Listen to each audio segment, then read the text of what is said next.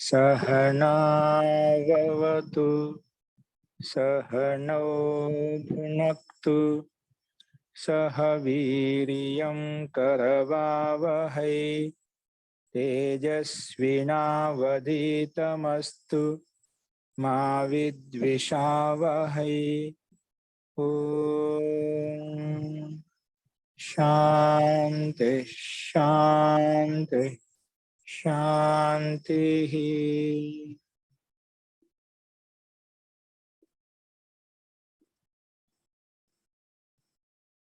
సర్వేభ్యో నమః. అందరికీ నమస్కారం అండి. నిన్న చెప్పిన పాఠంలో ఎవరికైనా సందేహాలు ఉన్నాయండి? గురువు గారు ఒక్కటే నా డౌట్ వినిపిస్తుంది గురువు గారు. తవక్కు ప్రత్యయంలో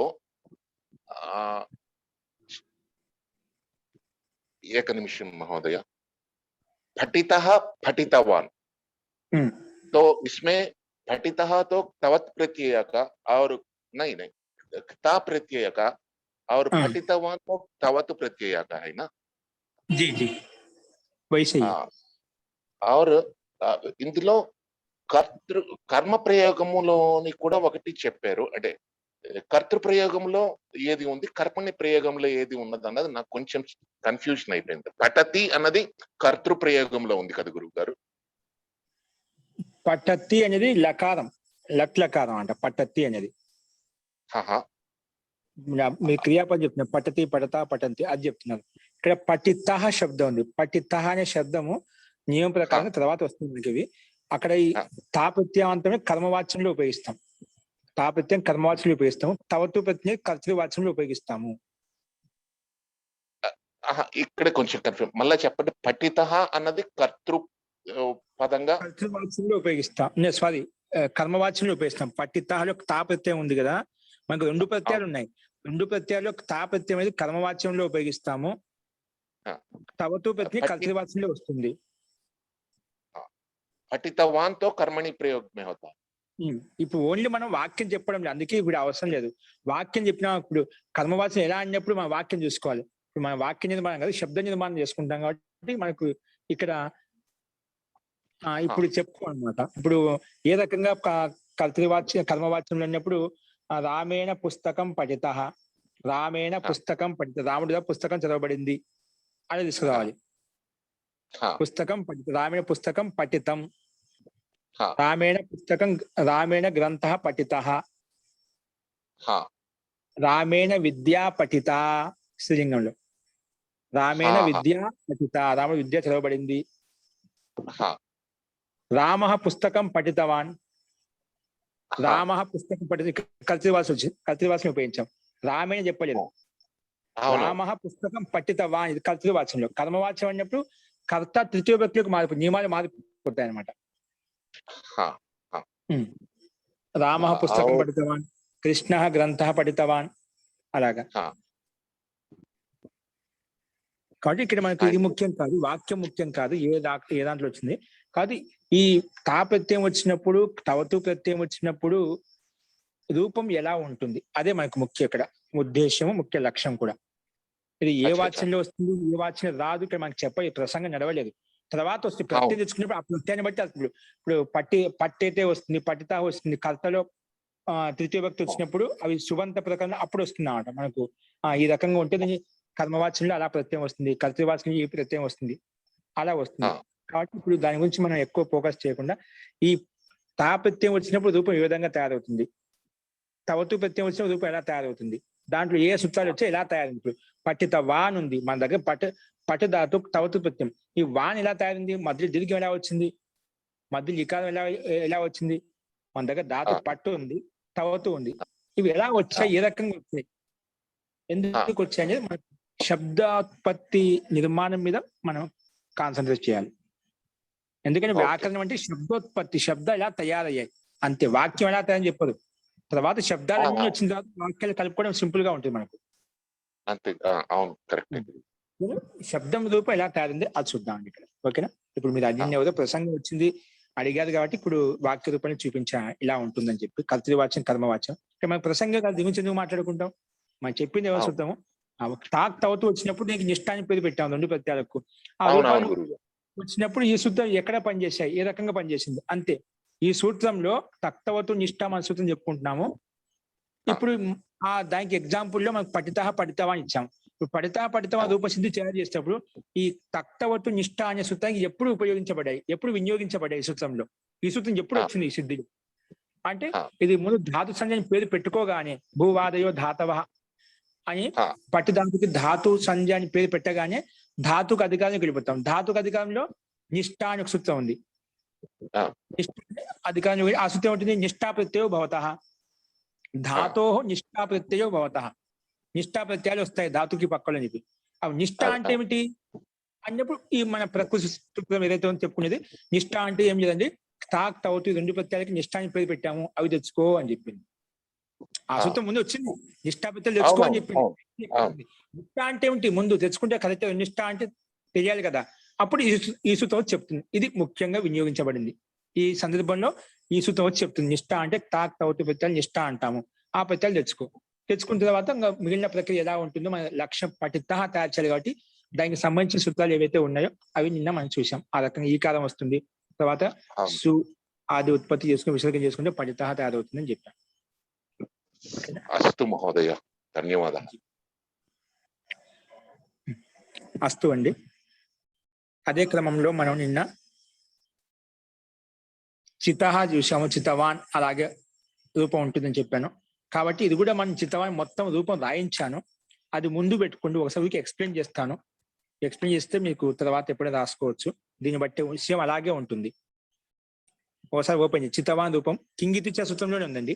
కింగితే సూత్రం చూడండి. దాంట్లో చితవాన్ రూపం ఎక్కడ ఉంది? లేదా మీ నోట్స్ రాసంగా మీ నోట్స్ దగ్గర పెట్టుకోండి. మీ నోట్స్ దగ్గర పెట్టుకున్నామంటే దాన్ని చూసి మీరు దాంట్లో ఎందుకంటే దాని తాత్పర్యం కూడా మొత్తం చెప్పాం కాబట్టి వెనకబడి అర్థం అవుతుంది. ఓకే, చూడండి. చితవాన్ శబ్దం ఎలా తయారైంది మనకు? చితవాన్ అంటే మనకు తక్తవతు నిష్టలో ఏ ఎగ్జాంపుల్స్ వస్తాయని అన్ని చూపించాను అనమాట. కొన్ని ముఖ్యంగా అవి చెప్పుకునేది కాబట్టి అక్కడ మొత్తం వివరించలేదు. కాబట్టి ముందు ఎక్కడైతే వివరించారో మనం అక్కడ ఆ రూపాన్ని చూద్దాం. ఓకే, చూడండి. చితవాన్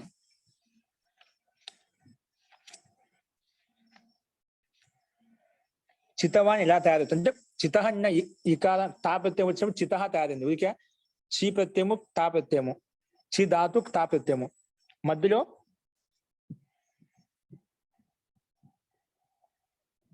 మధ్యలో మనకి ఇకారం ప్రాప్తం అవుతుంది.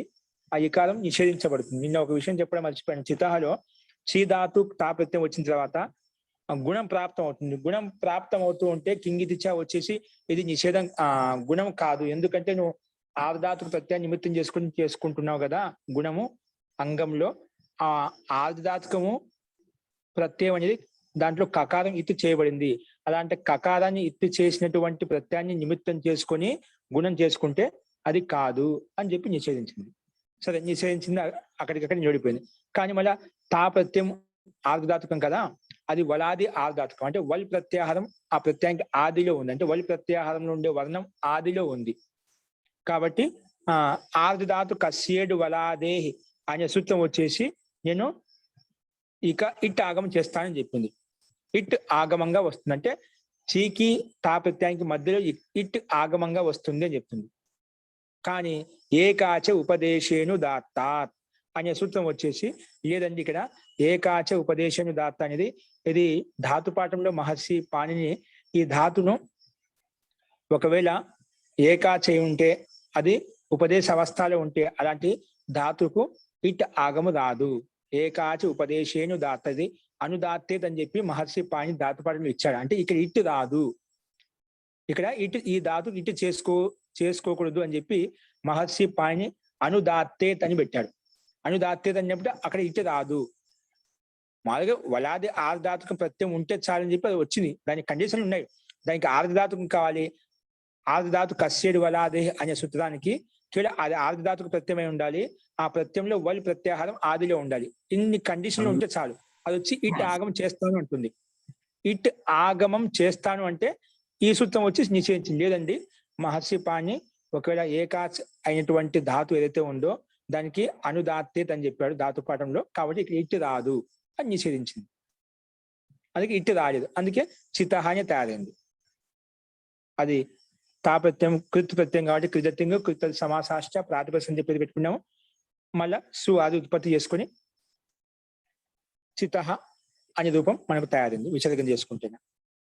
ఇప్పుడు సేమ్ అలాగే మిగిలిన రూపాలు స్టు స్తుత స్తుతః ఏంటండి స్తుతః ఇవన్నీ మనకి ఇక్కడే ఉన్నాయి. ఎగ్జాంపుల్ ఏం చెప్పుకున్నాం మనం. ఇక్కడ మనకు ఏ ఎగ్జాంపుల్ ఇచ్చారండి ఇక్కడ మనకు. తత్వ స్థితః స్తుతః స్తుతవాన్ భిన్నః భిన్నవాన్ ఇవే ఎగ్జాంపుల్స్. ఇవన్నీ మనం ఇక్కడ చూసుకున్నాం. స్తుత కూడా సేమ్ అలాగే ఉండేది.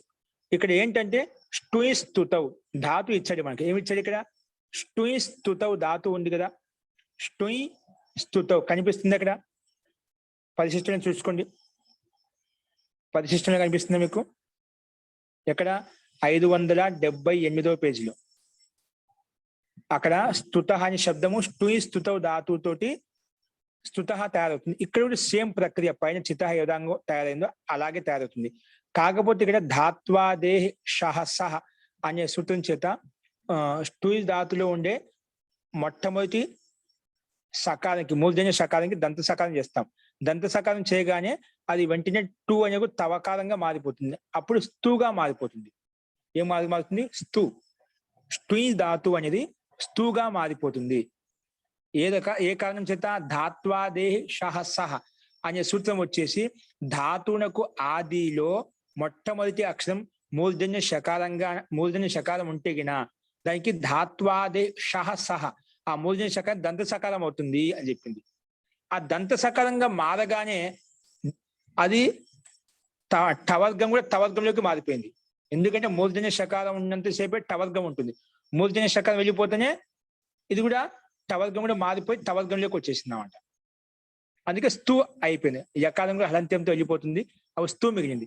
స్తు మిగిలిన తర్వాత మన ధాతుకు అధికారానికి వెళ్ళి నిష్ఠా ప్రత్యయాలు తెచ్చుకోని చెప్పింది. నిష్ఠ అంటే ఏమిటి అన్నప్పుడు మన ప్రకృత సూత్రం వచ్చేసి తక్తవతు నిష్ఠ. ఈ తాకి తవతికి నిష్ఠ అని పేరు పెట్టాము, అవి తెచ్చుకోని చెప్పింది. మనకి ఏం కావాలి? చితః అయితే మన లక్ష్యము. స్తుతః కాబట్టి తా ప్రత్యయం తెచ్చుకున్న తర్వాత ఇక్కడ సార్వధాతుక ఆర్ధధాతుక యోగ అనే సూత్రం గుణం ప్రాప్తం అవుతుంది. కింగితిచ్చ అనే సూత్రం వచ్చి నిషేధిస్తుంది.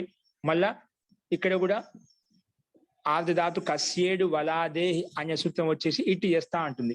కానీ ఉపదేశే అజనునాసిక ఇత్ అనే సూత్రం వచ్చేసి లేదు, దీనికి మహర్షి పాణి ధాతు పాఠంలో ఇటు రాదు అని చెప్పాడు, అనిట్ అని చెప్పాడు. కాబట్టి ఇక్కడ కూడా ఇటు రాదు అని చెప్పింది. ఇటు రాలేదు. స్తు తా అలాగే ఉన్నాయి. ఇప్పుడు స్తుత అయిపోయింది. మళ్ళీ ఇది కృతత్యం ప్రకారంగా తా ప్రత్యయం కృతి ప్రత్యయం కాబట్టి కృత్ అని పేరు పెట్టుకున్నాం. కృత్ అని పేరు పెట్టుకోవడం వల్ల కృత్ తద్దిత సమాసాశ్చ అనే సూత్రం వచ్చేసి మొత్తానికి ప్రాతిపదికని పేరు పెట్టింది. ప్రాతిపదికని పేరు పెట్టగానే ప్రాతిపదిక అధికారంలోకి వెళ్ళి మనము ఏం తెచ్చుకున్నాము? సు తెచ్చుకొని సుకి విసర్గం చేసుకుంటే స్తుతః అలాగా తయారైపోయింది. స్తుతః. అలాగే పఠితః. పఠిత శబ్దం వచ్చేదా? పఠిధాతు కూడా ఇక్కడ ఏంటంటే ఆర్ధధాతు కస్యేడు వలాదే అనే సూత్రం చేత ఈ టాగం ప్రాప్తం అవుతుంది. కాకపోతే ఇక్కడ ఏకాచ ఉపదేశేను దాత్తాత్ అనే సూత్రము ఇక్కడ ఇట్టును నిషేధించదు, ఇటు ప్రాప్తం అవుతుంది. అందుకే పట్టు ప్లస్ తాకి మధ్య ఈ వచ్చింది, అందుకే పట్టితః తయారైంది. చితహలో స్తుతహలో ఇకారం ఇటాగం అయింటే ఆర్ధధాతు కస్యేడు వలాదే అనే సూత్రం చేత ఏకాచ ఉపదేశేను దాత్తాత్ అని చెప్పి నిషేధించింది. కానీ పట్టుధాతులు నిషేధించలేదు. ఎందుకంటే ధాతు పాఠంలో పట్టుధాతును ఇటు వస్తుందని చెప్పాడు అనమాట. సెట్ ధాతు అని చెప్పాడు. సెట్ అంటే ఎక్కడైతే ఇటు వస్తుందో దాన్ని సెట్ అంటాము, ఎక్కడైతే ఇటు రాదో దాన్ని అనిట్ అంటాము. ఇక్కడ ధాతు పాఠంలో మహర్షి పాణిని పట్టుధాతు షెట్ అని చెప్పాడు. అందుకే ఇక్కడ షెట్ ధాతు కాబట్టి ఉపదేశే అజనునాసిక ఇత్ అనే సూత్రము నిషేధించలేదు. నిషేధించబోదు ఈ వచ్చింది. ఈ ఇటు వచ్చింది అన్నమాట. ఇటుకి అనుబంధం లోపం చేసుకుని టకారం వెళ్ళిపోతుంది, ఈ మిగులుతుంది. ఆ పట్ అనే టకార హలంతం కదా, ఈ కలిపితే పట్టి పక్కన పట్టితః ఆ రకంగా మనకు రూపం తయారైపోతుంది. ఓకేనా? అలాగే భిన్నః ఏంటండి? భిన్నః ఏంటండి? భిన్నహలో కూడా బిద్ ధాతు. ఏ ధాతు? బిద్ ధాతు ఉంది. ఇక్కడ ఒక విశిష్టమైన సూత్రం ఏంటంటే భిన్నలో బిద్ ధాతు, ఇక్కడ తా ప్రత్యయం తెచ్చుకుంటాము, తా ప్రత్యయం తెచ్చుకుంటాము. తా ప్రత్యయం తెచ్చిన తర్వాత ఇక్కడ ఒక విశిష్టమైన సూత్రం అంటే రదాభ్యాం నిష్టతో నహ పూర్వస్య చ దహ అది చెప్పాను. రదాభ్యాం నిష్టతో నా పూర్వస్య చ దహ ఇదేమంటుంది చూడు, ఇక్కడ ఇచ్చాడు మనకు రదాభ్యాం నిష్టతో నా పూర్వస్య చ దహ. ఇదేమైందంటే బిద్ ధాతువుకి పక్కలో తకారం ఉంటేనా ఆ తకారానికి నకారం చేస్తాను, దానికంటే ముందున్నటువంటి బిద్దులో దకారం కూడా దానికి కూడా నకారం చేస్తా అని చెప్పింది. బిద్ తా బిద్ ధాతు చేత తా ప్రత్యయం తీసుకుంటాం, పూర్వవత్ అన్ని ధాతు సంజ్ఞ పెట్టుకుంటాము. ఇక్కడ బిద్ ధాతుకి అనుబంధ లోపం ఆది ఇంటుడవ, ఆది ఇంటుడవతో అవుతుందా? బిద్ ధాతుకి అనుబంధ లోపం ఎలా అవుతుంది? ధాతు బిద్ ధాతు, బిద్ ధాతుకి అనుబంధ లోపం ఎలా చేస్తామండి తెలుసా? హలంత్యం ఉపదేశ జనునాసిక హలంత్యం ఉపదేశ అజనాసిక ఇతితోటి ఇతి సంజయ్ పెట్టి లోపం చేస్తే బిద్ మిగిలింది. బిద్ ధాతు చేత ధాతుకు అధికారంలోకి వెళ్ళి మనము నిష్ఠాప్రత్యయం తెచ్చుకుంటాం. నిష్ఠాప్రత్యయం తెచ్చుకోండి. నిష్ఠ అంటే ఏమిటి అన్నప్పుడు ఈ సూత్రం చెప్తుంది. తాక్ తవతు ప్రత్యయం నిష్ఠ అంట అవి తెచ్చుకోని చెప్పింది. ఇక్కడ మనం తా తెచ్చుకున్నాం. మన లక్ష్యానుగుణంగా ఏది తెచ్చుకోవాలి అది తెచ్చుకుంటాం. మనకు లక్ష్యం భిన్న కాబట్టి తా ప్రత్యయం తెచ్చుకున్నాం. ఇప్పుడు బిద్ తా తా ప్రత్యయం కడిమంది లోపల వేస్తే కకాలం వెళ్ళిపోతుంది. ఏదాంతో లషక్వ తద్దితే ఓన్లీ తా మిగిలింది. ఇప్పుడు ఈ స్థితిలో తదాభ్యాం నిష్టతో నహ పూర్వస్య చ దహ బిద్ ధాతుకి పక్కలో ఉన్నటువంటి నిష్ఠా తకారానికి, నిష్ఠాలే కదా నిష్ఠాని తక్తవతో నిష్ఠ అని చెప్పాను కదా, ఆ నిష్ఠా తకారానికి నేను నకారం చేస్తాను. ఇంకేం చేస్తాను? దానికంటే ముందున్న దకారానికి కూడా నకారం చేస్తాను. అట్లా రెండు పత్యంలో ఉన్న తకారానికి నకారం అయిపోయింది, దానికంటే ముందు దకారానికి కూడా నకారం చేసేసాం. అప్పుడు భిన్న అయిపోయింది. ఏమైపోయింది? భిన్న. మళ్ళీ ఇక్కడ కృతతింగు కృత సమాసాశ్చర్య ప్రాతిపద సంధ్య విసర్గం తెచ్చుకుంటే భిన్న తయారైంది. ముఖ్యంగా ఏ సూత్రం వచ్చింది? బిద్ ప్లస్ తా. తా ఈ స్థితిలో రదాభ్యాం నిష్టతో నహ పూర్వస్య చ దహ బిద్ ధాతువుకి పక్కలో ఉండే నిష్ఠా తకారానికి కూడా నకారం చేస్తాను, దానికంటే ముందున్న దకారానికి కూడా నకారం చేస్తా అని చెప్పి రెండింటికి నకారం చేసింది. భిన్న అయిపోయింది. విసర్గం తెచ్చుకుంటే భిన్న. ఓకే, ఈ రకంగా అలాగే అన్ని ఇదే విధంగా చూసుకోవాలి. ఇక్కడ ఇంకోటి ఇప్పుడు ముఖ్యంగా చితవాన్ చూద్దాం. ఒకసారి చితవాన్ ముందు చూసుకోండి.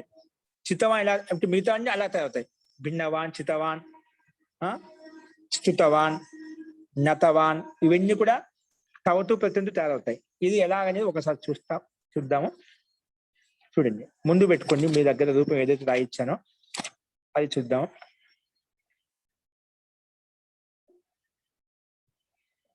చితవాన్. చితవాన్లో కూడా చీ చైన్య ధాతు. ఈ ధాతువుకు మన రాగానే ధాతు తెచ్చుకోగానే చితవాన్ తయారు కావాలంటే చీ ధాతు తీసుకోవాలి. ఈ ధాతు రాగానే ఏం చేసాం మనము? ఈ ధాతు రాగానే భూవాదయో ధాతవ అనే సూత్రం చేత ధాతుని పేరు పెట్టేశాం. ధాతుని పేరు పెట్టగానే ధాతుకు అధికారంలోకి వెళ్ళిపోయి నిష్ఠా ప్రత్యయం తెచ్చుకోని చెప్పాం. నిష్ఠా సూత్రం వచ్చింది. ఆ నిష్ఠ రాగా నిష్ఠ అంటే ఏమిటి అన్నప్పుడు మన ప్రకృతి సూత్రం ఇప్పుడు ఈ సందర్భంలో వస్తుందన్నమాట. ఆ నిష్ఠా ప్రత్యయం తెచ్చుకోని చెప్పింది ఊరికే సూత్రం వచ్చేసి ధాతుకు అధికారంలో. నిష్ఠ అంటే ఏమిటి? నిష్ఠాధికం అన్నప్పుడు మన ప్రకృతి సూత్రం వచ్చి తక్తవతు నిష్ఠ అని చెప్పి వీటిని నిష్ఠ అంటామండి. ఈ రెండు ప్రత్యయాలనే ఆ రెండు ప్రత్యయాలు తెచ్చుకోని చెప్పింది. కానీ ఏం తెచ్చుకోవాలి? మన లక్ష్యాన్ని బట్టి తవతు ప్రత్యయం తెచ్చుకుంటాం. ఎందుకంటే మనకు చితవాన్ తయారు చేయాలంటే తవతు ప్రత్యయంతో తయారవుతుంది. అందుకే అది తెచ్చుకున్నాం. అందుకే చిత్ సి ధాతు తవత్ ప్రత్యయం. చీకి ధాతు చిహ్నం పేరు పెట్టగానే హలంత్యంతో లోపం ఇస్తుందండి. లోపిస్తే చీ మిగులుతుంది. చీ తవత్, చీ తవత్ మిగిలింది. ఈ స్థితిలో దీనికి అనుబంధ లోపం చేస్తాం. తవతు ప్రత్యయానికి అనుబంధ లోపం ఎలా అవుతుంది? తవతులో కూడా ఆది కకారానికి లషక్వ తద్దితే అనే సూత్రం చేత అవుతుంది. తర్వాత తవతులో అంతిమ ఉకారానికి ఉపదేశే అజనునాసిక ఇత్ అనే సూత్రం చేత ఇత్ అని పేరు పెట్టుకుంటాం. అలాగే ఆది అక్షరానికి అంతిమ అక్షరానికి అంతిమ ఉకారానికి ఇత్ అని పేరు పెట్టుకున్న తర్వాత తస్య లోప అదర్శనం లోపహ చేస్తే కేవలం తవత్ మిగులుతుంది. ఏం మిగులుతుంది? తవత్ మిగులుతుంది. తవత్ మిగులుతుంది. అప్పుడు చి తవత్, చి తవత్ అయిపోయింది. మనకు కలిపితే ఏమైంది? చితవత్ అయిపోయింది. ఇప్పుడు ఈ తవత్నే ప్రత్యయం కదా, తవత్నే ప్రత్యయం కాబట్టి ఆ ప్రత్యయం పక్కన ఉంటే ముందున్న దానికి అంగ సంజ్ఞ అవుతుంది. ఎట్లా? యస్మాత్ ప్రత్యయ విధి తదాది ప్రత్యయంగం. ప్రత్యయం పక్కన ఉంటే ముందు అంగం అయిపోతుంది. ఆ రకంగా చి ధాతుకి అంగ సంజ్ఞ ఉంది. అంగ సంజ్ఞ ఉంది కాబట్టి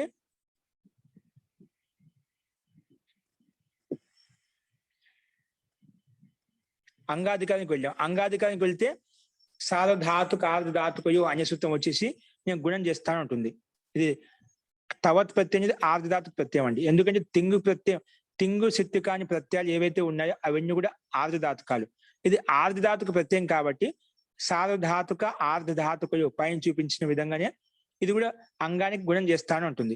గుణం చేసుకోబోతుంటే ఈ సూత్రం వచ్చేసి లేదండి, ఇది కిత్ నిమిత్తం చేసుకొని గుణం ప్రాప్తం అవుతుంది, అంటే కిత్ ప్రత్యయ నిమిత్తం గుణం ప్రాప్తం ఉంది.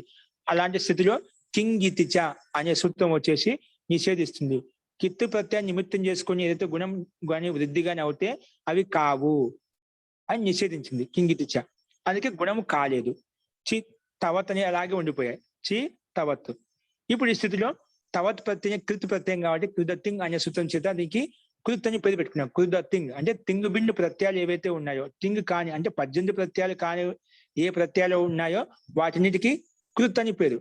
కాబట్టి ఇది కూడా తవత్ ప్రత్యయాన్ని కూడా కృత్ అని పేరు పెట్టాం. కృత్ అని పేరు పెట్టగానే కృత్ తద్దిత సమాసాశ్చ అనే సూత్రం వచ్చేసి ఆ కృత్ ప్రత్యయం ఏ దానికైతే అంతిమంలో ఉందో, ఏ దానికైతే చి ధాతుకి అంతిమంలో ఉంది, సో అంతిమంలో ఉంటే అలాంటి కృత్ ప్రత్యయం అంతిమంలో ఉంటే అలాంటి కృత్ ప్రత్యయానికి నేను మొత్తానికి ప్రాతిపదికని పేరు పెట్టేస్తాను. కృత్ తద్దిత సమాసాశ్చ కృదంతస్య ప్రాతిపదిక సంజ్ఞా భవతి అని చెప్తుంది సూత్రం. కృత్ ప్రత్యయం ఏ దానికైతే అంతిమంలో ఉంటుందో ఆ మొత్తానికి నేను ప్రాతిపదికం అని పేరు పెట్టేస్తా అని చెప్పి పేరు పెట్టేసింది. అంటే చితవత్ అనేది మొత్తం ఒక ప్రాతిపదికంగా మారిపోయింది. ప్రాతిపదికంగా మారిపోతేనే మళ్ళీ న్యా ప్రాతిపదిక అధికారానికి వెళ్తాము. న్యా ప్రాతిపదిక అధికారంలో ఉంది సు ఔజస్ అవి ప్రత్యయాలు వస్తాయి అన్నమాట. మనకి ఆ సు ఆది ఉత్పత్తి తెచ్చుకున్నాం, ప్రాతిపదికం పేరు పెట్టుకున్నాం కాబట్టి ప్రాతిపదికానికి అధికారంలోకి వెళ్ళి సు ఔజస్ అనే సూత్రం వచ్చేసి మనం సు ఆదికి ఉత్పత్తి అంటే స్వాది ఉత్పత్తి చేసుకుంటే క్రమబద్ధంగా ప్రథమ విభక్తి ఏకవచనంలో సు తెచ్చుకున్నామంట. ప్రథమ విభక్తి ఏకవచనంలో సు తెచ్చుకున్నాం. అప్పుడు చిత్తవత్ సు.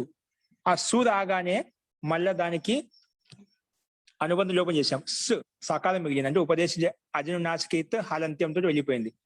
ఉపదేశ అజనునాసికితో వెళ్ళిపోయింది, హలంత్యం కాదు. తో మళ్ళీ తస్యలోప అదర్శన లోపం అయిపోయింది. అప్పుడు స్ సకాలం మిగిలింది. చిత్తవత్ స్. ఈ స్థితిలో సుడ నపుంసకస్య, సుడ నపుంసకస్య ఇదేం చెప్పింది? సు ఔజస్ అం ఔట్ ఈ 5 ప్రత్యయాలకు ఈ సూత్రం వచ్చి సర్వనామస్థాన సంజ్ఞ అని పేరు పెట్టేసింది. ఎందుకని? సుట్ అనపుంసకస్య. ఈ సూత్రం వచ్చి ఏం చెప్పింది? ఏ సూత్రం ఏ పని చేసి ఏ బాధ్యత అప్పగించింది అది గమనించండి. ఇప్పుడు ఈ సూత్రం వచ్చి ఏం చేసింది? సుకి సు ఔ జస్ అం ఔట్ ఈ 5 ప్రత్యయాల నుంచి ఈ 5 ప్రత్యయాలు సర్వనామస్థాన సంజ్ఞ అని పేరు పెట్టేసింది. ఎవరు? సుడ నపుంసకస్య అనే సూత్రము సు ఔ జస్ అం ఔట్ ఈ 5 ప్రత్యయాలకు సర్వనామస్థాన సంజ్ఞ భవతి అని పేరు పెట్టింది. సర్వనామస్థాన సంజ్ఞ అని పేరు పెట్టింది. ఈ 5లో సు ఉందా? సు ఔ జస్ అం అవుట్ లో 5లో సు ఉంది కదా, ఆ సుకి అనుబంధ లోపం చేశాం అంటే అది సునే కాబట్టి దీనికి సర్వనామస్థాన సంజ్ఞ అంటే సకాలానికి సర్వనామస్థాన సంజ్ఞ అని పేరు పెట్టబడింది. సరే, సర్వనామస్థాన సంజ్ఞ అని పేరు పెట్టుకున్నాం. దానివల్ల ఉపయోగం ఏంటి? ఎందుకు వచ్చింది? ఎందుకు పేరు పెట్టావు అంటే అత్వ సంతస్య చాధాతో ఈ సూత్రం కోసం. ఇదేమంటుంది? అత్వ సంతస్య చాధాతో ఇదేమంటుంది? అత్ అంతిమంలో ఉన్న అస్ అంతిమంలో ఉన్న అలాంటి అంగానికి ఉపదాకు నేను దీర్ఘం చేస్తాను. అంగంలో ఉండే అత్ అంతిమంలో గాని అస్ అంతిమంలో ఉన్నటువంటి ఏదైతే అంగం ఉందో అలాంటి అంగానికి ఉపదాకు దీర్ఘం చేస్తాను, ఉపధాకి దీర్ఘం చేస్తా అని చెప్పింది. కానీ ఎప్పుడు పక్కన సర్వనామస్థానం పేరు పెట్టబడి ప్రత్యయం ఉంటేనే. అత్వసంతస్య చ ధాతు ఏ కండిషన్ అడుగుతుంది? పక్కన ఖచ్చితంగా సర్వనామస్థానం అయి ఉండాలి, ముందుది అంగమై ఉండాలి, ఆ అంగంలో అత్ అంతిమంలో ఉండాలి లేదా అస్ అంతిమంలో ఉండాలి. ఇక్కడ అస్ లేదు, అత్ అంతిమంలో ఉంది కదా. చిత్తవత్, చిత్తవత్తులో వత్తులో అత్తు ఉందా? అత్తు అంతిమంలో ఉంది, అది అంగం కూడా. అలాంటి అత్వంతానికి ఉపదాకు దీర్ఘం చేస్తాను. ఏంటి? ఉపదాకి దీర్ఘం చేస్తా అని చెప్పి సూత్రం. కానీ ఉపదా అంటే ఏమిటి? దీర్ఘం చేస్తా అని బాగుంది. ఉపదా అంటే ఏమిటి? అప్పుడు అలోంత్యాత్ పూర్వ ఉపధా అనే సూత్రం వచ్చి చెప్తుంది. ఉపదా అంటే ఏం లేదు, అంతిమ వర్ణానికి ముందున్న వర్ణం ఏదైతే ఉందో దాన్ని ఉపధా అంటాము. ఇప్పుడు చిత్తవత్తులో అంతిమ వర్ణం ఏంటి? తకారం. ఆ తకారానికి ముందున్న వర్ణం ఏంటి? వాలో ఉండే ఆకారం, అది ఉపదా. దానికి దీర్ఘం చేస్తాను అంటుంది. దీర్ఘం అంటే ఏమిటి? అప్పుడు మళ్ళా ఊకాలో హ్రస్వ దీర్ఘ ప్లుత ఇక్కడ ఇవ్వలేదు. అంటే ఒక మాత్ర కాలాన్ని హ్రస్వం అంటాము, 2 మాత్రల కాలాన్ని దీర్ఘం అంటాము, 2 కన్నా ఎక్కువగా మాత్రలు ఉంటే దాన్ని ప్లుతం అంటాము. ఇక్కడ దీర్ఘం అంటున్నాం. దీర్ఘం అంటే 2 మాత్రల కాలం దీర్ఘం అంటాం. ఇప్పుడు చిత్తవత్తులో వకారంలో ఉండే ఆకారానికి దీర్ఘం చేసుకోవాలని చెప్పింది. కానీ దీర్ఘం ఏమవుతుంది? ఆకి దీర్ఘం ఆ అయిపోతుంది, అందుకే చిత్తవాత్ అయిపోయింది. ఏమైపోయింది? చిత్తవాత్. సో ఉపదాలో ఉండే అకారానికి దీర్ఘం చేసింది ఎవరు? అత్వసంతస్య చ ధాతో. ఇది రావాలంటే ఏ కండిషన్ అడుగుతుంది? పక్కన సర్వనామస్థానం ఉండాలి. ఉందా సర్వనామస్థానం? లేదు. మరి ఎలా వస్తుంది? సర్వనామస్థానం ఉందా లేదా? ఉన్నది. ఎవరు పెట్టారు సర్వనామస్థానం సంజాయి దానికి? చూడ నపుంసకస్య అనే సూత్రం వచ్చేసి సర్వనామస్థానం సంధ్య పేరు పెట్టింది కాబట్టి అది పక్కన ఉంది కాబట్టి ముందు అంగంలోకి వెళ్ళింది. అంగంలో కూడా ఏముండాలంట? అత్తు అంతిమంలో ఉండాలి లేదా అస్ అంతిమంలో ఉండాలంట. ఏదో ఒకటి ఉండాలి. ఎందుకు సూత్రం? అత్వంతస్య అత్తు అంతిమంలో ఉండాలి లేదా అస్ అంతిమంలో. అస్సు లేక అత్తు ఉంది కదా, చిత్తవత్తులో అత్తు ఉంది కదా. అలాంటి అత్వంతానికి ఉపదాకు దీర్ఘం చేస్తాను. ఉపదాకుడికి అంగం అన్నాకో దీర్ఘం చేస్తా. ఎవరికి దీర్ఘం చేస్తావు? మా సందేహం వచ్చేది. ఇక్కడ మనకు అత్వంతస్య అంగస్య దీర్ఘో భవతి అన్నాం అనుకోండి. ఉదికే అదంత అత్ అంతిమంలో కలిగినటువంటి అంగానికి దీర్ఘం చేస్తాను అని చెప్పాను అనుకో. అంగం అంటే చిత్తవత్ మొత్తం అంగం, అది అత్తు అంతిమంలో కూడా ఉంది. అవి దీర్ఘం ఎవరికి చేస్తావు? చీలో ఉండే ఈకి దీర్ఘం చేస్తావా, తాలో ఉండే ఆకారానికి దీర్ఘం చేస్తావా, లేదా వాళ్ళ ఉండే ఆకారానికి దీర్ఘం చేస్తావా? ఎవరికి చేస్తావు? ఉపధాకు దీర్ఘం చేస్తా అని చెప్పింది. ఉపధా అనగానే స్పష్టమైపోయింది. ఉపధా అంటే ఎవరికి? అంతిమ అక్షరానికి ముందున్న వర్ణాన్ని ఉపధా అంటాం. ఇప్పుడు అక్కడే చూసుకుంటాం, సందేహం ఉండదు. ఇక్కడ ఉపధాకి దీర్ఘం అవుతుంది అని చెప్పింది. ఉపధా అంటే అంతిమ వర్ణానికి ముందున్నదాన్ని ఉపధా అంటాం, కానీ దానికి మాత్రం దీర్ఘం చేసుకున్నాం. అందువల్ల చిత్తవాత్ స్ వస్తుంది, చిత్తవాత్ సు అని వస్తుంది. చిత్తవాత్ సు. ఇప్పుడు ఆ స్క్రీన్ మీద కనిపిస్తుంది చిత్తవాత్ సు వచ్చింది. మనకు ఏమొచ్చింది? చిత్తవాత్ సు కనిపిస్తుందా? కదా, ఇక్కడ చూడండి, చిత్తవాత్ సు వచ్చింది అన్నమాట. ఓకేనా? ఈ స్థితిలో మళ్ళా ఉగిదచాం సర్వనామస్థానే చా ధాతో ఏముంటుంది? ఉగిదచాం సర్వనామస్థానే చా ధాతో ఈ సూత్రం వస్తుందండి. ఇది వచ్చేమంటుంది? సర్వనామస్థానం పక్కన ఉంటేనా ఉగితంగానికి నుమ్ ఆగం చేస్తాను అని చెప్పింది. ఏం చెప్పిందండి? ఈ సూత్రం వచ్చి ఏ కండిషన్ వస్తుంది? ఉగిదచాం సర్వనామస్థానే చా ధాతో. ఒకసారి గమనించి ఈ సూత్రం ఏమంటుంది? ఉగిదచాం సర్వనామస్థానే చా ధాతో. మీరంతా రాసుకున్నారు, అది ముందు పెట్టుకోండి. ఇది ఉగిత అంగానికి. అంగం అంటే తెలుసు కదా, ప్రత్యయం పక్కన ఉంటే ముందు అంగం అయిపోతుంది. ఇప్పుడు సు ప్రత్యయం తెచ్చుకున్నాము, ఆ సు ప్రత్యయం ముందు చిత్తవాత్ అయిపోయింది. చిత్తవాత్ మొత్తం అంగం అనమాట. ప్రత్యయానికి ముందు ఏదైనా ఉండేది దాన్ని అంగం అంటాం. సు ప్రత్యయం, సుకే సా మిగిలింది. ఆ సా ప్రత్యయం అంతిమంలో ఉంటే ఆ ముందు ఏమైంది? అంగం అనమాట. అలాంటి అంగానికి అంగం అయితే ఉంది. ఆ అంగం ఎటువంటి అంగం అంటావు?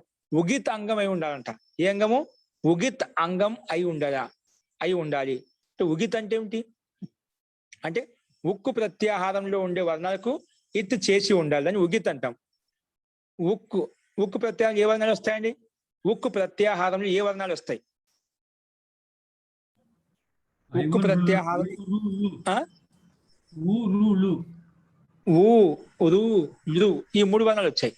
ఈ 3 వర్ణాలకు ఏదో ఒక వర్ణం ఇత్తు చేసి ఉండాలంట. ఇత్తు చేసి దానికి లోపం చేసి ఉండాలంట. చేసాము ఇక్కడ అలాంటి అంగం ఉందా? చిత్తవత్తులో ఉందా? ఉందండి, ఉకారం ఉంది. తవతలో ఉకారం ఉంది.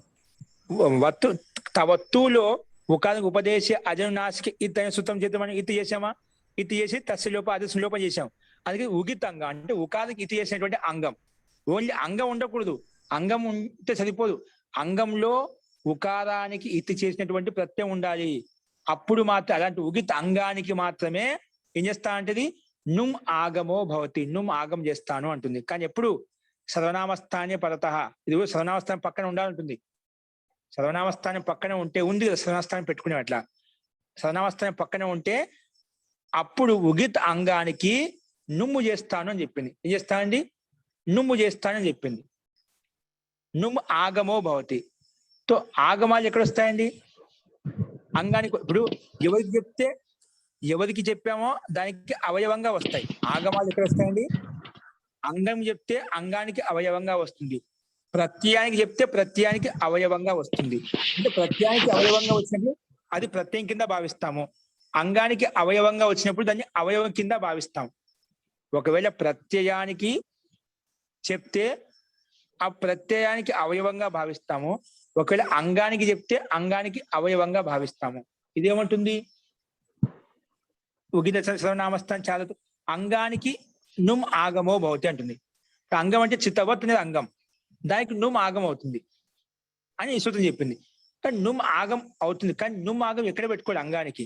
చిత్తవత్తులో చీకంటే ముందు పెట్టుకోవాలన్నా, మధ్యలో పెట్టుకోవాలన్నా, అంతిమంలో ఎక్కడ పెట్టుకోవాలి? అంగానికి ఉగిత అంగం ఉండాలి, సర్వనామస్థానం పక్కన ఉంటే చాలు. అంగం నుమ్ ఆగం అవుతుందని చెప్పాం, నుమ్ ఆగం అవుతుంది చెప్పాం. కానీ ఆ నుమ్ ఆగం కూడా ఎక్కడ పెట్టుకో సందేహం వస్తుందంట. ఆదిలో పెట్టుకోవాలా, మధ్యలో పెట్టుకోవాలా, అంతిమ చివరిలో ఎక్కడ పెట్టుకోవాలి? పైన పెట్టుకోవాలా, కింద పెట్టుకోవాలా? ఇదైతే మనకు స్పష్టత లేదు కదా. అడిగే వాడు పూర్వపక్షి ఇలాగే అడగొచ్చు. వీరికి అంగానికి అని చెప్పి అంగంలో చిత్తవత్ 4 అక్షరాలు ఉన్నాయి మనకు. ఆ 4 అక్షరాలు ఎవరికి పెడతావు? మధ్యలో, ఆదిలో, అంతిమంలో ఎక్కడ?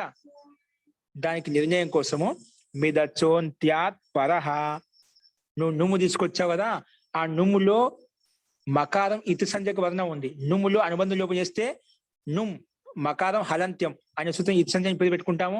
తర్వాత నుమ్ములో ఉండే ఉకారం ఉంది కదా, ఆ ఉకారానికి ఉపదేశే అజనునాసిక ఇత్ అనే సూత్రం వచ్చేసి ఇత్ అని పేరు పెట్టేసింది. ఆ రకంగా రెండింటికి ఇత్ అని పేరు పెట్టాము. అంతిం మకారానికేమో హలంత్యం, ఉకారానికేమో ఉపదేశ అజనునాసిక ఇత్. ఇత్ అని పేరు పెట్టగా తస్య లోప అదృష్టం లోపం చేసేస్తే నకారం మాత్రం మిగిలింది. ఓకేనా? అచ్చులకైతే ఉపదేశ అజనునాసిక ఇత్ అని, అచ్చులకైతే ఉపదేశే అజనునాసిక ఇత్ అనే సూత్రం వచ్చేసి ఇత్ అని పేరు పెడుతుంది. హల్లులకైతే హలంత్యం. ఓకే, తో అనుబంధ లోపం చేస్తే నకారం మాత్రం మిగిలింది అన్నమాట. ఓకేనా?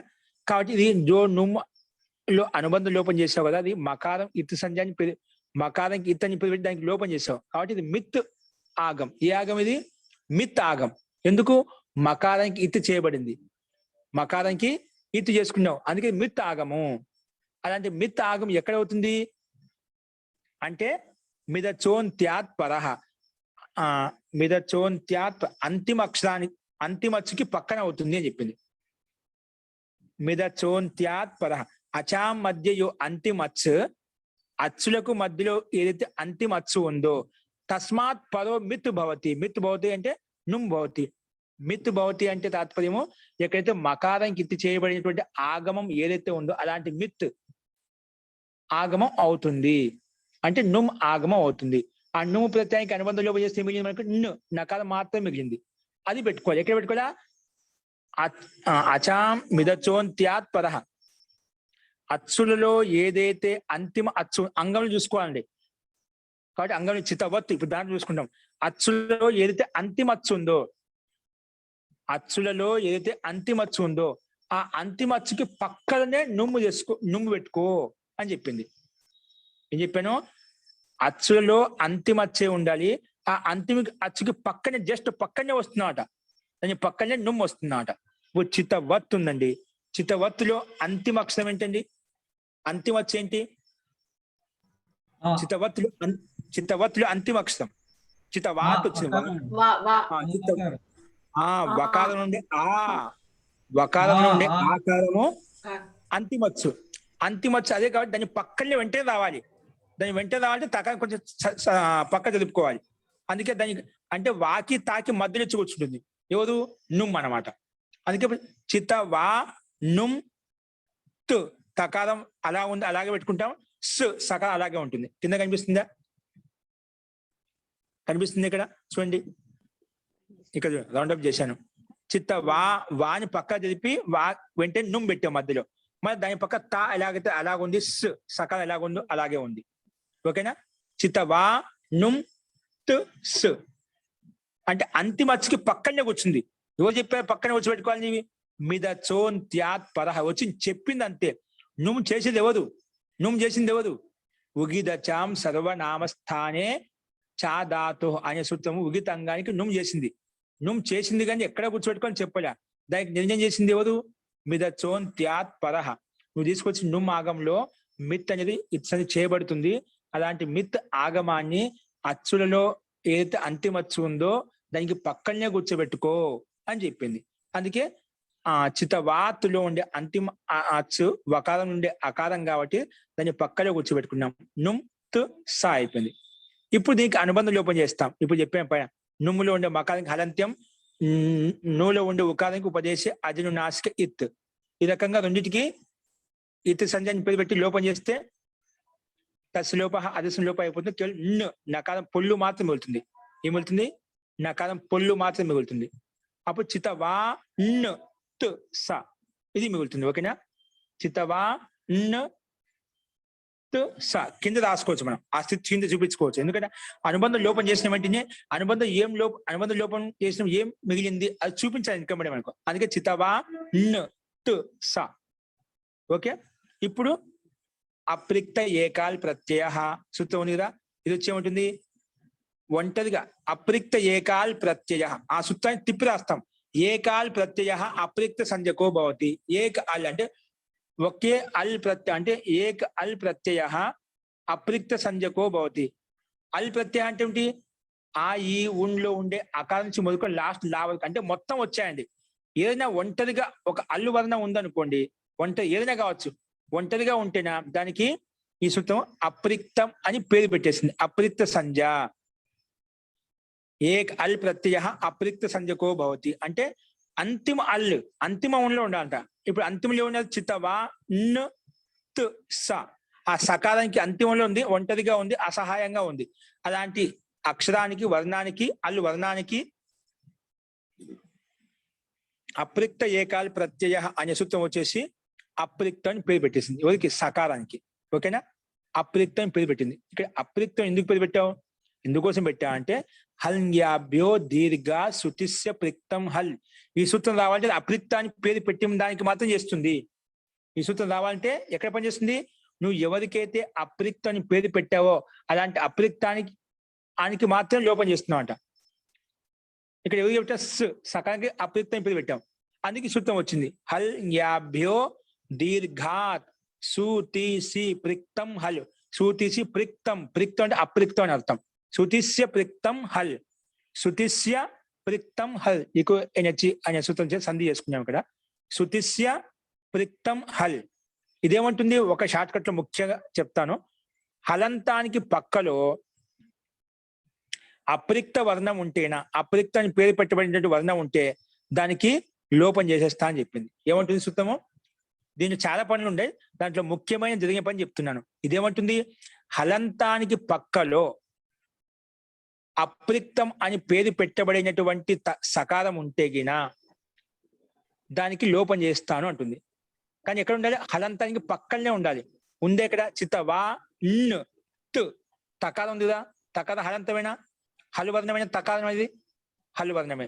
అలాంటి హలువర్ణానికి పక్కలో అప్రిక్తం అని వెంటనే ఉండాలి. అప్రిక్తం పేరు పెట్టినటువంటి సకారం ఉండాలి.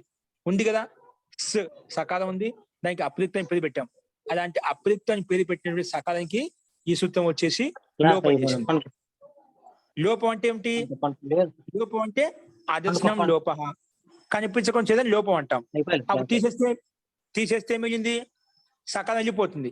అప్పుడు చిత్తవాన్ అయిపోయింది. చిత్తవాన్ ఓకేనా? చితవాన్ అలా అయిపోయింది అన్నమాట. సరే, ఇప్పుడు ఆ సకారానికి లోపం చేసిన తర్వాత మళ్ళీ సుప్తింగంతం పదం ఏంటండి? సుప్తింగంతం పదం అది వచ్చింది అన్నమాట. ఇక్కడ చూడండి, సుప్తింగంతం పదం ఇదేమంటుంది? ఇక్కడ చూడండి, ఇక్కడ రౌండప్ చేశాను కదా, సుప్తింగంతం పదం ఇదేమంటుందంటే సుపంతానికి తింగంతానికి పద సంజ్ఞాన్ని పేరు పెడతా అని చెప్తుంది. సుబంతానికి తింగంతానికి. ఇక్కడ సుబంతం ఏంటండి? సుప్కు లోపం చేసుకున్నాం కదా, ఇప్పుడే చేశాం. హలింగ్యాభ్యో దీర్ఘా సుతిస్య ప్రిక్తం హల్, ఆ సుప్కి లోపం చేసేసింది. ఇదేమంటుంది? సుప్రత్యయం అంతిమంలో ఉంటుంది, దానికి పద సంజ్ఞ భవతి, పదం అని పేరు పెట్టేస్తా ఉంటుంది. కానీ సుప్ లేదు కదా, చితవాంత్ అయిపోయింది. ఇప్పుడు అంతిమ సకాలం లేదు కదా, సుప్రత్యయం అంతిమం లేదు కదా, మరి పద సంజ్ఞ ఎలా పెడతావు అంటే ప్రత్యయ లోపే ప్రత్యయ లక్షణం. ప్రత్యయం లోపం అయినప్పుడు కూడా ఆ ప్రత్యయ లక్షణ కార్యాలు జరుగుతాయి అని చెప్పి ఆ సూత్ర నియమం ప్రకారంగా ఇక్కడ సు లేకపోయినప్పటికీ కూడా సు ఉన్నట్టుగా భావించి ఇక్కడ పద సంజ్ఞాన్ని పేరు పెట్టేస్తాం. ఎవరికి? చితవాంత్ అనే దానికి మొత్తానికి పద సంజ్ఞాన్ని పేరు పెట్టేస్తాం. ఓకేనా? సరే, పద సంజ్ఞాన్ని పేరు పెట్టడం ఎలా వచ్చింది? పదస్య ఈ అధికార సూత్రంలోకి వెళ్ళాం. ఆ అధికార సూత్రం ఏముంది? ముఖ్యమైనది నలోప ప్రాతిపదికాంతస్య అనే సూత్రం ఉందండి. ఏముంది?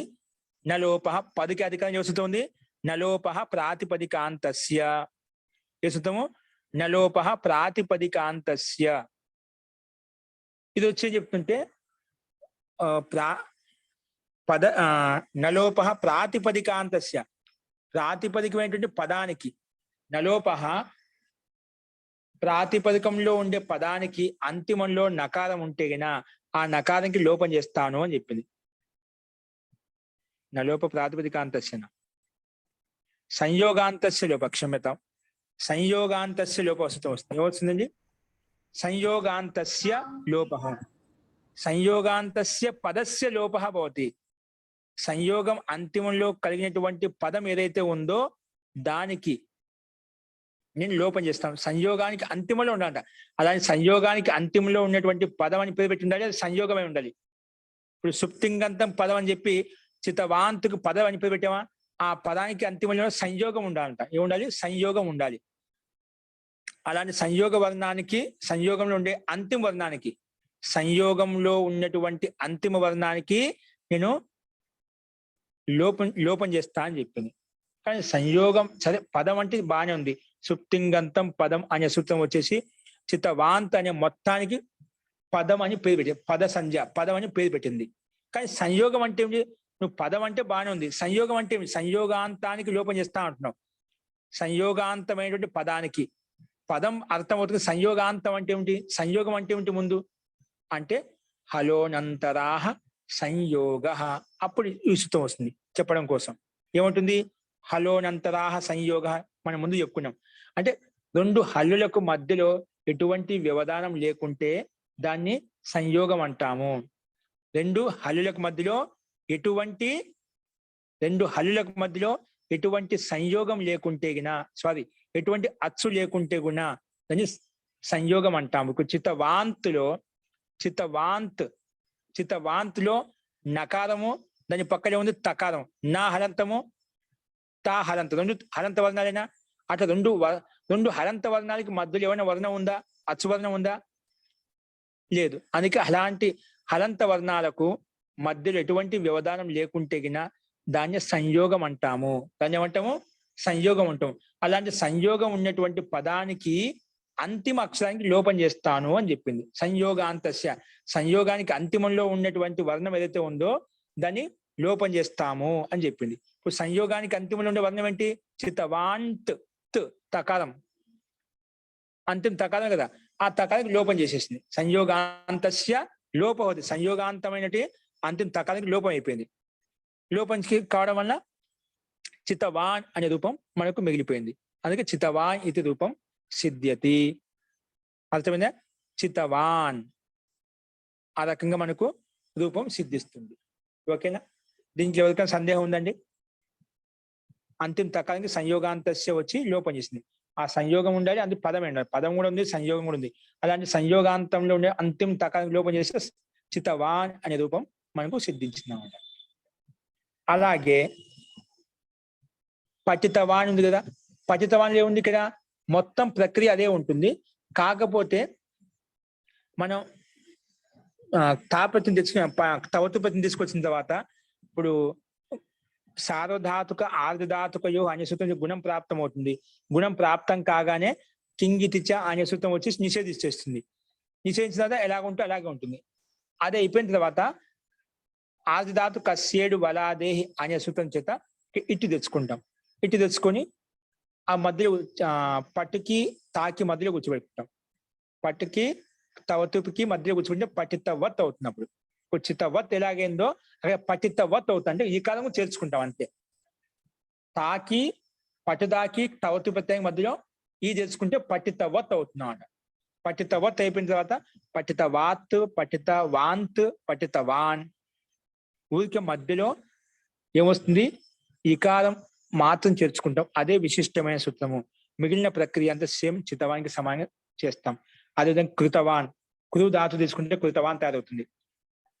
అదేవిధంగా బి ధాతుకే భిన్నవాన్. ఇప్పుడు బిద్ ధాతు చెప్పించే కదా, బిద్ ధాతులో రాధాభ్యాం నిష్టతో నా పూర్వసిద్ధాహ అనే సూత్రం వచ్చేసి తా ప్రత్యయానికి తాలో ఉండే దానికంటే ముందుండే దకారానికి కూడా రెండింటికి నకారం చేసింది. ఇక్కడ భిన్నవత్ అయిపోతుంది. భిన్నవత్ అయిపోయిన తర్వాత భిన్నవాన్ సేమ్ పైన రాసిన విధంగా ఇక్కడ అలాగే తయారవుతుంది. మృష్టవాన్ కూడా చెప్పాను, మృష్ట మృష్టవాన్. ఇవన్నీ కూడా సిద్ధి మనము కింగితిచాలు చెప్పినటువంటి రూపసిద్ధి ప్రకారంగానే అన్ని ఇదే విధంగా మనకు సిద్ధిస్తాయన్నమాట. ఈ రకంగా మనకు ఈ తక్తవతు నిష్ట అనే సూత్రంలో ఈ ఉదాహరణ ఏ రకంగా ఉపయోగపడిందంటే, మనము రూపసిద్ధి తయారు చేసేటప్పుడు స్టార్టింగ్ లోనే ధాతుక అధికారంలోకి వెళ్ళి నిష్ఠా ప్రత్యయాలు తెచ్చుకోని చెప్పినప్పుడు నిష్ఠ అంటే ఏమిటని చెప్పడం కోసం ఈ సూత్రం వచ్చి చెప్తుంది. అప్పుడు దీని యొక్క ప్రయోగం ఈ రకంగా ఉపయోగపడుతుంది అని మనం చెప్పుకున్నాం. కాబట్టి ముఖ్య ప్రయోజనం ఏంటి, తక్తవతు నిష్ఠ అనే రెండింటికి పోయి నిష్ఠ అని పేరు పెట్టడం వల్ల ఆ నిష్ఠా ప్రత్యయాలు నిష్ఠాని పేరు పెట్టుకున్నాం. ఆ నిష్ఠాని పేరు పెట్టుకోవడం వల్లనే వాటి యొక్క ప్రయోజనం చెప్పుకున్నాము. భూతే నిష్ఠ, నిష్ఠా ప్రత్యయాలు తెచ్చుకొని చెప్పి నిష్ఠా ప్రత్యయం తెచ్చుకోనప్పుడు నిష్ఠ అంటే ఏమిటని చెప్పినప్పుడు ఈ సూత్రం వచ్చి తెలియజేయడం కోసం వస్తుంది. తాక్ తవతు ఈ రెండు ప్రత్యయాలు నిష్ఠ అంటాము, ఆ నిష్ఠా ప్రత్యయాలు తెచ్చుకో అని. అది ముఖ్యం. ఇక తాక్ తవతు అంటే ఏమిటి అడిగినప్పుడు చెప్పడం కోసం. గుణం అంటే ఏమిటి, గుణం అంటే ఏమిటి అన్న అడిగితే అదేం గుణ వచ్చి ఏ విధంగా చెప్తుందో, వృద్ధి అంటే ఏమిటి, వృద్ధి ఆదేశం వచ్చి ఆ ఐ అవును వృద్ధి అంటాం. గుణం అంటే ఆ ఏ ఓను గుణం అంటాం. అలా ఆ సూత్రాలు ఏ విధంగా వచ్చి చెప్తాయో ఇక్కడ కూడా నిష్ఠ అంటే ఏమిటి, తాక్ తవతో నిష్ఠ అంటాం ఈ సూత్రం వచ్చి చెప్తుంది. అదే ఇక్కడ ముఖ్య ప్రయోజనం. ఇక్కడ ఈ సందర్భంలో ఈ సూత్రం చెప్తుంది. చెప్పిన తర్వాత మిగిలిన ప్రక్రియ ఎలాగైతే కావాలో అలాగ రూపసిద్ధి ప్రకారంగా ముందు చెప్పిన విధంగా మనం తయారు చేసుకున్నాం. అస్తు ఈ రకంగా మనకు ఈ రూపం పూర్తిగా అయిపోతుంది. మహోదయ, ఇది మనకి పరిశిష్టంలో ఉందండి, చూడండి నేను పెట్టాను స్క్రీన్ మీద. ఏం పెట్టారండి? చూస్తున్నాను, పరిశిష్టం కనిపిస్తుంది ఇక్కడ అన్ని. ఏంది విశిష్టం? పక్వ సూత్రం ఉంది. ఏముంటుంది? పక్వ మనకు అక్కడ రాలేదు. ఏం రాలేదు? పక్వ. ఓకే, ఇది ఒకటి చెప్తాను వినండి. పక్వ ఎలా, పక్వ పక్వవాన్. ఇక్కడ పచోవహ అనే సూత్రం ముఖ్యంగా వినియోగించబడింది. ఇక్కడ చూడండి, గమనించండి. పక్వ ఒకటి ముఖ్యమైనది. పఠితవానుడు ఇది కూడా పఠితవాన్ అక్కడ కింగిదించే రాలేదు. ఇక్కడ కింద చూడండి, మనకు ఇక్కడ చూడండి, రౌండ్ అప్ చేశాను చూడండి. పట్టు ప్లస్ ఇటు ప్లస్ తవాన్. తవతుకి ఏమొస్తుంది? తవత్ మిగులుతుంది కదా. మళ్ళా అత్వసంతస్య చా ధాతుతో ఉపధాతు చేసి తవాత్ అయిపోతుంది. తవాత్ తవాంత్ అలా అయిపోతుంది. కానీ తవత్ రాగానే పట్టుకి తవత్కి ప్రత్యయానికి మధ్యలో ఇటు వస్తుంది అన్నమాట.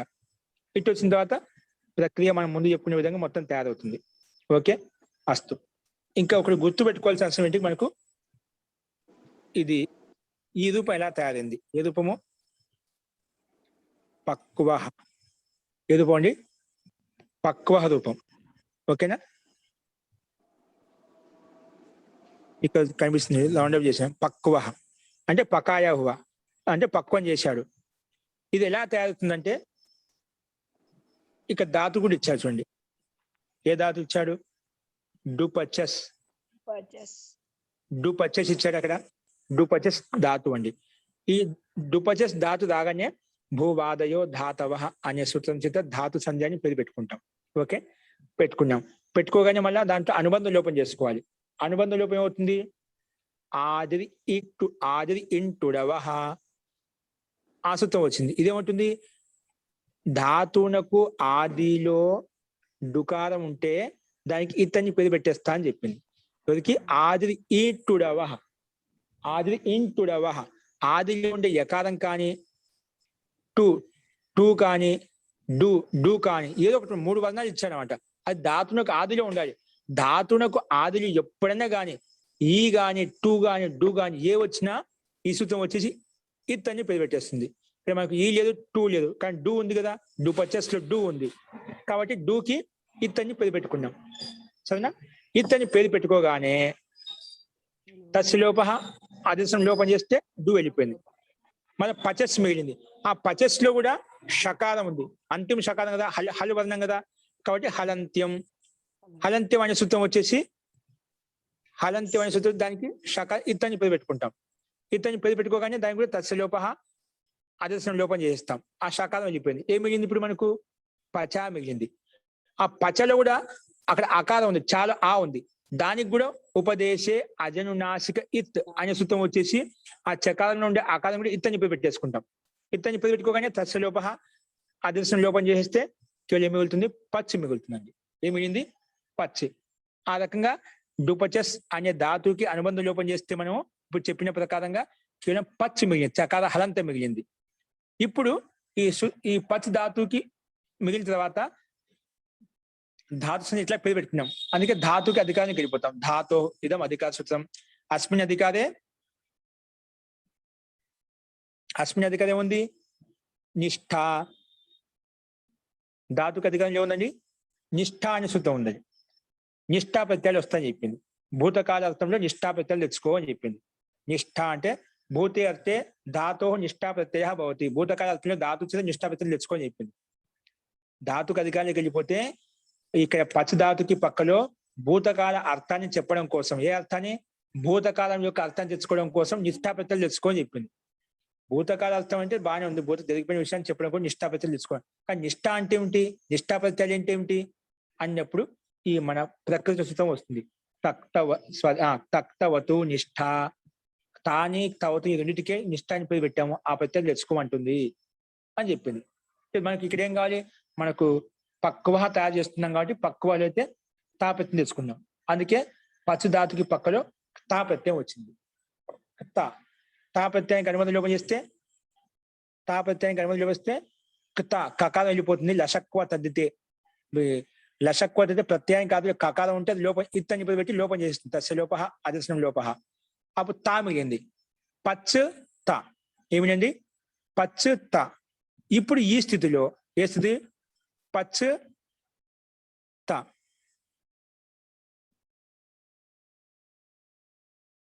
ఓకేనే. ఏంటిది? పచ్చ తా. ఇప్పుడు ఈ స్థితిలో పచ్చ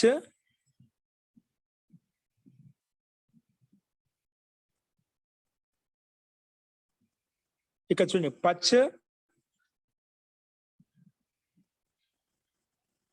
ఇది మనకు స్థితి. ఇక్కడ పచ్చ తా స్థితి. స్క్రీన్ మీద చూడండి. ఇప్పుడు చోహుక్కు వచ్చింది సూత్రం. ఏంటి? చోహుక్కు. ఇది వచ్చిందన్నమాట. చోహుక్కు అంటే ఉంటుంది వచ్చి అంగంలో ఉన్నటువంటి చకారానికి పచ్చ ఉంది కదా, పచ్చని చకారం ఉంది కదా, ఆ చకారస్య స్థానే కవర్గు అంటే కవర్గం ఆదేశో భవతి అంటుంది. ఏమంటుంది? కవర్గం ఆదేశో భవతి అంటుంది. ఏమంటుంది? పచ్చడి ఇక్కడ చకారం ఉంది కదా, చకార హలంత ఉంది. ఈ హలంత స్థానంలో హలంత చకార స్థానం చోహుక్కు అంటే చకార స్థానం అంగంలో నుండి చకారం ఏదైతే ఉందో ఆ అంగంలో అంతిమ చకారం, ఆ చకారానికి కవర్గం చేస్తా ఉంటుంది. ఏం చేస్తుంది? కవర్గం చేస్తా ఉంటుంది. అందుకే చోహుకు పదాంతే చకారస్య కవర్గాదేశం భవతి. ఇది ఒక పదం, పచ్చని ఒక పదం.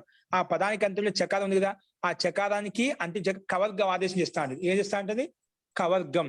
అంటే చకార స్థానంలో కవర్గం చేస్తేనే కవర్గంలో ఉండే మొత్తం 5 అక్షరాలు వచ్చాయి. కానీ ఏం చేసుకోవాలి అంటే ఇది చవర్గంలో మొట్టమొదటి అక్షరం కాబట్టి కవర్గంలో మొట్టమొదటి అక్షరం చేసుకుంటాం. ఏం చేసుకుంటాం అండి? కవర్గంలో ఉండే మొట్టమొదటి అక్షరం వస్తుంది. అంటే చాకి మొదటి అక్షరం, కవర్గంలో మొదటి అక్షరం కా వస్తుంది. పక్క అయిపోయింది. ఏమైపోయింది? పక్. పక్కన తా ఎలాగైతే ఉందో అలాగే ఉంటుంది. పక్కన తా ఎలా ఉందో అలాగే ఉంటుంది. ఇప్పుడు ఈ స్థితిలో ఏమొస్తుంది?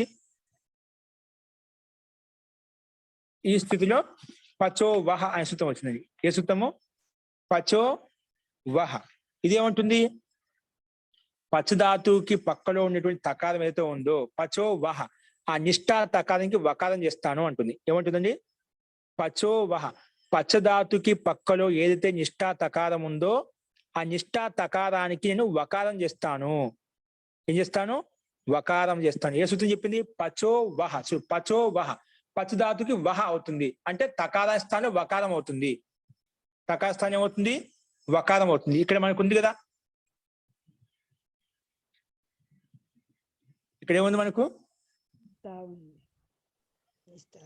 పచ్ తా ఉంది. ఈ తకార స్థానం మనం వా చేసుకుంటాం. పచ్ ప్లస్ వా.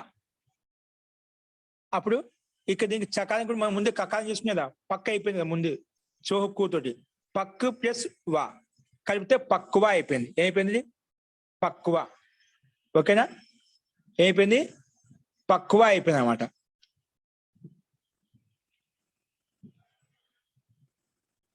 అలాగ వచ్చేస్తుంది. కలిపితే వస్తుంది పక్వా వస్తుంది. ఇప్పుడు ఇక అంటే తకారమే ఇక ఈ తకారం అనేది వకారంగా మారిపోయింది. తకారం అయిపోయింది, వకారంగా మారిపోయింది. అందుకే పక్వా అయిపోయింది. ఇప్పుడు ఈ వా అనేది కృత్ ప్రత్యయం కాబట్టి మన కృత్ తదిత సమాసాశ్చ అనే సూత్రం వచ్చేసి దీనికి ప్రాతిపదిక సంజ్ఞ పేరు పెట్టింది. ఎందుకు? కృత్ ప్రత్యయం ఏ దానికైతే అంతిమంలో ఉందో ఆ మొత్తానికి ప్రాతిపదిక సంజ్ఞ పేరు పెడతా అని చెప్పింది. ఈ అంటే పక్వా మొత్తానికి ప్రాతిపదిక సంజ్ఞ పేరు పెట్టుకున్నాం. ప్రాతిపదిక సంజ్ఞని పేరు పెట్టుకోవడం వల్ల మళ్ళీ ప్రాతిపదిక అధికారానికి వెళ్ళి సూ తెచ్చుకుంటాం. ఏం తెచ్చుకుంటామండి? సూ తెచ్చుకుంటాం. సూ తెచ్చుకొని ఆ సూకి విసర్గం చేసుకుంటే పక్వహ అనే రూపం సిద్ధిస్తుంది. ఓకేనా? పక్వహ అంటే ఇక్కడ ముఖ్యంగా విశిష్టమైన సూత్రం ఏమొచ్చింది? చో పచ్చు తా. ఈ స్థితిలో చోహుకుహ అనే సూత్రం వచ్చేసి పచ్చులో ఉండే చకారానికి కవర్గం చేస్తుంది. ఆ పచ్చులో చకారం యొక్క మొదటి అక్షరం కాబట్టి కవర్గంలో మొదటి అక్షరం కా పెట్టుకున్నాం. పక్కు తా. మళ్ళీ పచో వహ అనే సూత్రం వచ్చేసి పచ్చధాతునకు పక్కలో ఉండే నిష్ఠా తక, నిష్ఠాలో వచ్చింది కదా, దీని నిష్ఠ తాకి ఏమనిపోయింది? నిష్ఠా అనిపోయింది కదా. ఆ నిష్ఠా తకారానికి నేను వకారం చేస్తాను. వకారం చేయడం వల్ల తకారం వకారంగా మారిపోయింది. పక్కువ అయిపోయింది కలిపితే. ఇప్పుడు మన దాని పక్కలో సూ తెచ్చుకుని విసర్గం చేసుకుంటే పక్కువహ. అలాగే మనము పచ్చధాతుకి పక్కలో తా కాకుండా తవతు తెచ్చుకున్నామంటే తవతు ప్రత్యయ తవతు తెచ్చుకుంటే దానికి అనుమతి చేసుకుంటే కేవలం తవత్ మిగులుతుంది. తవత్ మిగులుతుంది. ఆ తవత్కి మళ్ళా పూర్వంలో చెప్పిన విధంగానే ఇక్కడ కూడా మనకు చకారానికి కకారం అయిపోతుంది. పచ్చిలో చకారానికి కకారం అయిపోతుంది, పక్క అయిపోతుంది. ఇక తవత్లో ఉపదాలో ఉండే ఆకారాన్ని దీర్ఘ చేసుకున్నారు. తవాత అయిపోతుంది. తవాత తర్వాత పచోవహ అనే సూత్రం వచ్చి ఇక్కడ కూడా వకారం చేస్తుంది. ఏం చేస్తుందండి? వకారం చేస్తుంది. ఎవరికి? తకారానికి. తవత్లో ఉండే ఆది తకారానికి ఈ తకారానికి వకారం చేస్తుంది. ఆ పక్వ వత్ అయిపోతుంది. ఏమవుతుంది? పక్వ వత్. తకార స్థానంలో వకారం చేసుకుని పక్వ వత్ అయిపోతుంది. మళ్ళీ వత్తుకు వాన్ అయిపోతుంది. మళ్ళీ ముందుగా చెప్పిన ప్రక్రియ వాన్ అయిపోతుంది. మళ్ళీ మధ్య నుమ్ వస్తుంది. నుమ్ వచ్చిన తర్వాత దానికి సంయోగాంత లోప హలింగ్యాభ్యో దీర్ఘ శృతి ప్రిక్తం హల్ ప్రకారంగా అన్ని లోపం చేస్తుంటే పక్వవాన్ అనే రూపం మనకు సిద్ధిస్తుందన్నమాట. ఓకేనా? చిత్తవానికి సమానంగానే కాదు. 2 సూత్రాలు ఏమొచ్చాయి? ఆ నిష్ఠా తకారం అంటే తాలో తకారానికి వకారం చేస్తుంది. తవతులు కూడా ఆది తకారానికి వకారం చేస్తుంది. మిగిలిన ప్రక్రియ ఎలాగైతే ఉందో అలాగే అవుతుంది. మొత్తం అలాగే ఉంటుంది. పక్ తవత్లోని తాకి ఇక్కడ మనం వా చేసినాం. పక్వా అయిపోయింది. పక్వా వాత్ అయిపోయింది. పక్వ వాత్.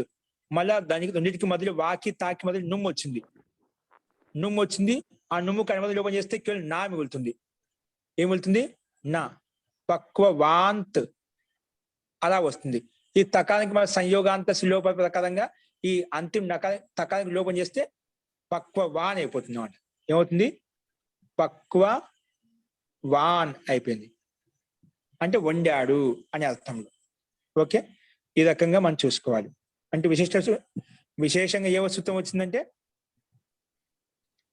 పచో వహ అనే సూత్రం వచ్చేసి పచధాతుకి పక్కలో ఉండే నిష్ఠా తకారానికని ఆ తకారానికి వకారం చేస్తుంది.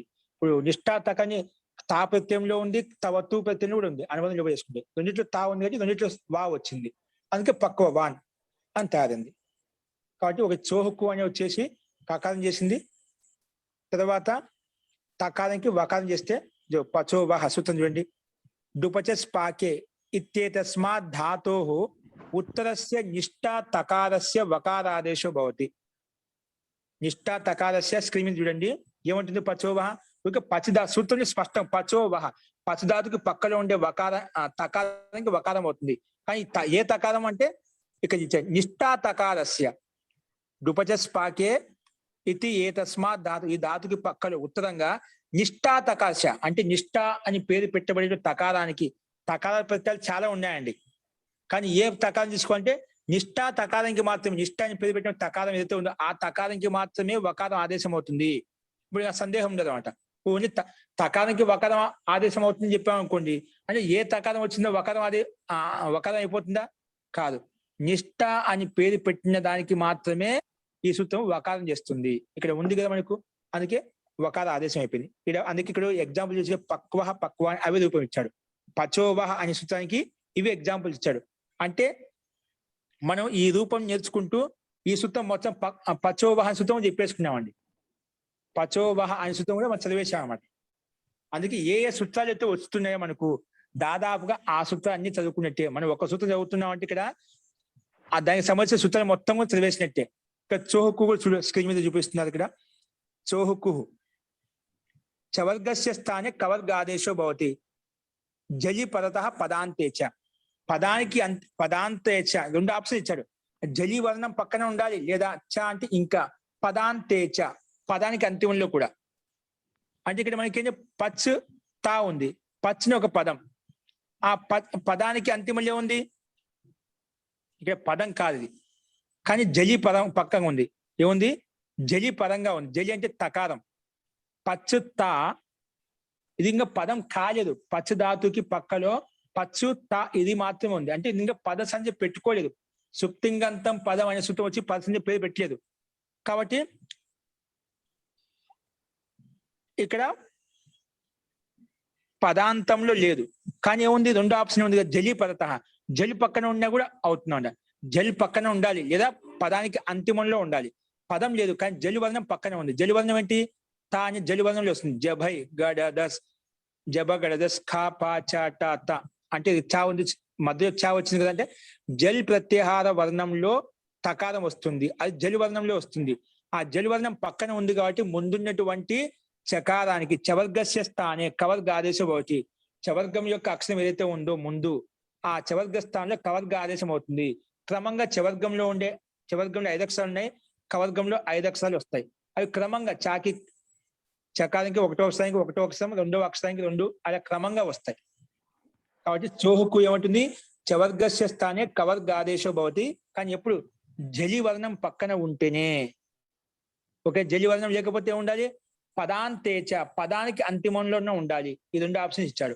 మనకు పదాంతం లేదు, కానీ జలి వర్ణం తా పక్కన ఉంది కాబట్టి మనకు ఈ సూత్రము పచ్చులో ఉండే చకారానికి కవర్గం చేస్తే, చకారానికి మొట్టమొదటి అక్షరానికి కకారం కూడా మొట్టమొదటి అక్షరం కా చేసుకుంటే పక్కు అయిపోయింది. పక్కు మళ్ళీ చోహకు ఇప్పుడు చూసాం కదా, అది అలాంటి నిష్ఠా తకారానికి వకారం చేస్తే పక్వహ విసర్గం తెచ్చుకుంటే పక్వహ. తవతు ప్రత్యయంలో పక్వవాన్. ఈ రకంగా మనకు రూపాలు చూపించబడ్డాయి. ఈ వీటి యొక్క ప్రయోజనం కూడా మనము నిష్ఠ అని అడిగినప్పుడు తక్తవతు నిష్ఠ అని సూత్రం వచ్చేసి తాక్తవతు ప్రత్యయం నిష్ఠ అంటామని చెప్పింది. మనకు రూపాలను ఈ రకంగా సిద్ధించాయన్నమాట. అస్తు. ఇప్పుడు చెప్పిన దాని చదువుకునే సందేహం ఉందండి? ఇప్పుడు ఈ సూత్రం మొత్తం స్పష్టమైందా?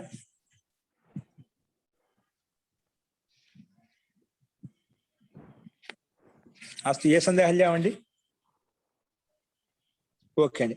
ఈ రకంగా మనకు ఈ సూత్రంలో ఉన్నటువంటి రూపసిద్ధులని కూడా మనకు ఎలా, ఏ సందర్భంలో ఈ సూత్రం ఉపయోగించబడుతుంది, ఇంకా ఈ రూపసిద్ధి ఎలా తయారవుతుంది అని ఇంత ముందుకు చెప్పుకున్నాం. దాన్ని మళ్ళీ ఒకసారి ఎక్స్ప్లెయిన్ చేశాము. ఓకేనా? కాబట్టి మళ్ళీ అక్కడ రాసామనుకుని వదులుకోకుండా మీరు కూడా షార్ట్ కట్ లో సూత్రాలు ఒకటి రాసుకోండి. మొత్తం రాయకపోయినా సూత్రాలు ఒకటి రాసి ప్రాక్టీస్ చేయండి. అస్తు. ఈ రకంగా మనకు తక్తవతు నిష్ఠ అనే సూత్రం పూర్తిగా చెప్పబడింది. నెక్స్ట్ రేపు కొత్త సూత్రం మొదలు పెట్టుకుందామండి. ఏ సూత్రము రేపు? స్నాంత షట్ అయిపోయింది, తక్తవతు నిష్ఠ అయిపోయింది. ఇప్పుడు సర్వాదీని సర్వనామాని, సర్వనామ సంధ్యా పథకం నడుస్తుంది, కొత్త పథకం నడుస్తుంది. ఇంతవరకు నిష్ఠ అని పేరు పెట్టుకున్నాము, గు అని పేరు పెట్టుకున్నాము, సంఖ్య అని పేరు పెట్టుకున్నాము, ఘా అని పేరు పెట్టుకున్నాము. అట్లా కొన్ని కొత్త కొత్త పేర్లు పెట్టుకుంటూ వచ్చాం. పేర్లు పెట్టుకున్న తర్వాత వాటికి ఏ ఉపయోగం, ఎందుకు వచ్చాయి, దానివల్ల ఏ సూత్రాలు వచ్చి అక్కడ పనిచేసాయి, అవన్నీ చూసామట. అలాగే ఇప్పుడు సర్వనామ సంధ్య, అందుకే దీన్ని సంధ్యా ప్రకరణం అంటామట. మొత్తం పేర్లు పెట్టుకొని పని చేసుకుంటూ ఉన్నాం. చూడండి, ప్రతి దానికి ఇది ఒకటి పేరు పెట్టుకుంటున్నాం. ఇప్పుడు ఏం పేరు పెట్టాము? పైన తాకి తవతుకి నిష్ఠ అని పేరు పెట్టాము. ఇప్పుడు సర్వాదీని సర్వనామాని, ఇది సర్వనామస్థాన సంధ్య అని పేరు పెడుతుంది. అది ఎవరికి పెడుతుంది సర్వనామస్థాన సంధ్య అనేది మనం ఈ సూత్రం తెలుసుకుందాం. ఆ సర్వాది గణంలో కొన్ని శబ్దాలు ఉన్నాయి. ఆ సర్వాది గణం ఏంటనేది, దాంట్లో ఏ శబ్దాలు ఇవ్వబడ్డాయి, వాటన్నిటికీ కూడా ఈ సర్వనామస్థాన సంధ్య అని పేరు పెడుతుంది. ఆ సర్వనామస్థాన సంధ్య అని పేరు పెట్టడం వల్ల ఏ లాభాలు వస్తాయి అనేది మనం ఉదాహరణలో మనం చూద్దాం. ఇప్పుడు మనకు దాదాపుగా సర్వనామస్థాన శబ్దాలు ఏవైతే ఉన్నాయో సర్వ శబ్దానికి, ఆ శబ్దాలు ఎలా తయారవుతాయి అనేది ఇక్కడ మనం చూస్తామండి. సర్వనామస్థాన శబ్దాలు ఎలా తయారవుతాయి? సర్వస్మాత్, సర్వే, సర్వస్మిన్, సర్వస్యాహ, ఇలాంటి మనం పంచమి భక్తి, చతుర్థి భక్తి రూపాలు ఏ విధంగా నడిపిస్తామో సర్వనామ శబ్దాలు, అవి ఎలా తయారవుతాయి అనేది మనం రేపు సర్వాదీని సర్వనామాని అనే కొత్త ప్రకరణం, సర్వనామస్థాన సంధ్యా ప్రకరణంలో చూద్దామండి. అస్తు. ఎవరికైనా సందేహానికి చెప్పండి, లేదంటే రేపు కలుద్దామండి. ఆచార్య, పుస్తకాలు నా దగ్గర ఏమీ లేవు, మీరు చెప్తున్నదే రాసుకుంటున్నాను అంతే. అది కొంచెం ఏమైనా మనకి త్వరగా వచ్చే ఏర్పాటు ఏదైనా చేస్తారా ఆచార్య? జీ అంటే అతను ఓకే అండి, అస్తు, మాట్లాడతాను ఇప్పుడు. అట్లాగే గురువు గారు. నమస్తే. మంత్రపాఠ. ఓం సర్వే భవంతు సుఖినః, సర్వే సంతు నిరామయాః, సర్వే భద్రాణి పశ్యంతు, మా కశ్చిద్ దుఃఖభాగ్ భవేత్. ఓం శాంతి శాంతి శాంతి. సర్వేభ్యో నమః. అందరికీ నమస్కారం అండి.